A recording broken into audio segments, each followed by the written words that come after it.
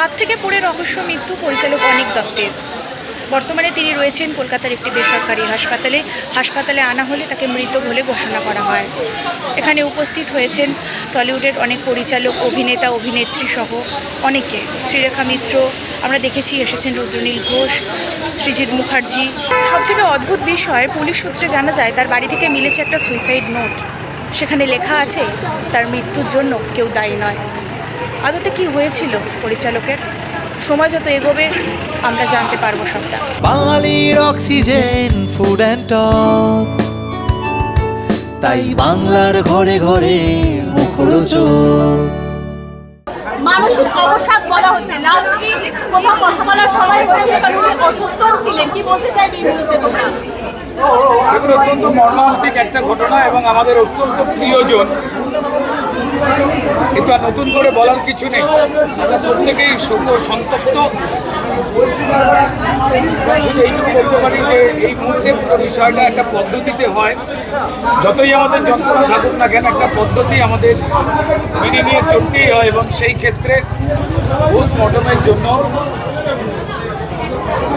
PG হসপিটালে তার দেহকে নিয়ে যাওয়া হয়েছে এবং বাকি যা কাজ রয়েছে সেই কাজ আগামী কাল ঘটবে। তার সম্পূর্ণ পরিবার, তার মেয়ে বিদেশে রয়েছেন, তিনি ফেরবার পরে তার অনেকেরই ইচ্ছা তার দেহ লন্ডনে বিকালের দিকে নিয়ে যাওয়া হবে।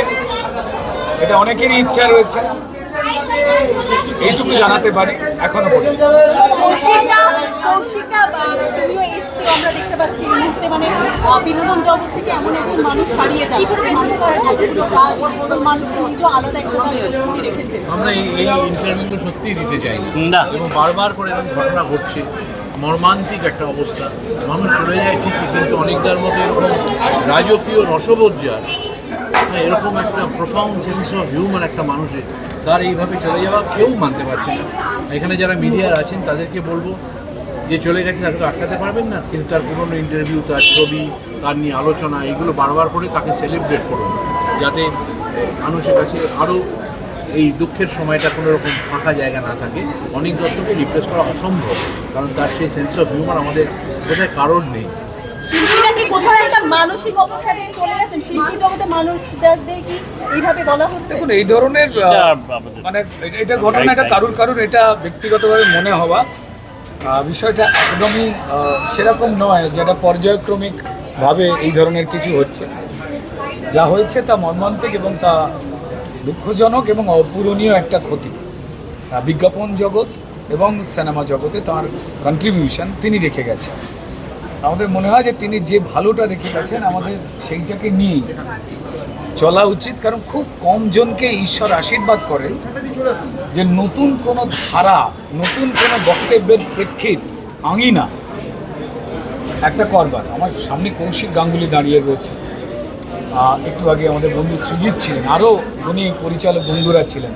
তারা প্রত্যেকেই এক একটা করে দিক নির্মাণ করেছেন। ঠিক তেমনই আর একটা অত্যন্ত বলিষ্ঠ দিক, কথা বলবার, ভাষা বোঝাবার, সিনেমা ল্যাঙ্গুয়েজ, সেটা অনিকদা আমাদের শিখিয়ে গেছেন।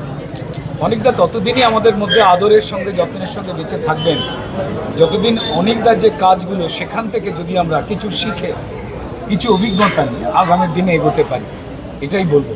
এবং তার রসবোধ রসবোধ আমরা যে কারণে বলতাম যে এমন একজন মানুষ যার সঙ্গে মানে উদ্দামভাবে ঝগড়া করতে ভালো লাগে। এই ঝগড়া কিন্তু অন্য চারটে ঝগড়ার মতো নয়, তাত্ত্বিক ঝগড়া। যে রসবোধের জায়গা থেকে এই ঝগড়াটা না হলে আমরা বোধহয় অতৃপ্ত থাকতাম। আজকে না, অনিকদা রেগে গেল না আমাদের ওপরে, সবাই মিস করছেন তাকে। কালকে আবার বলছি যে এখান থেকে পিজি গেছে,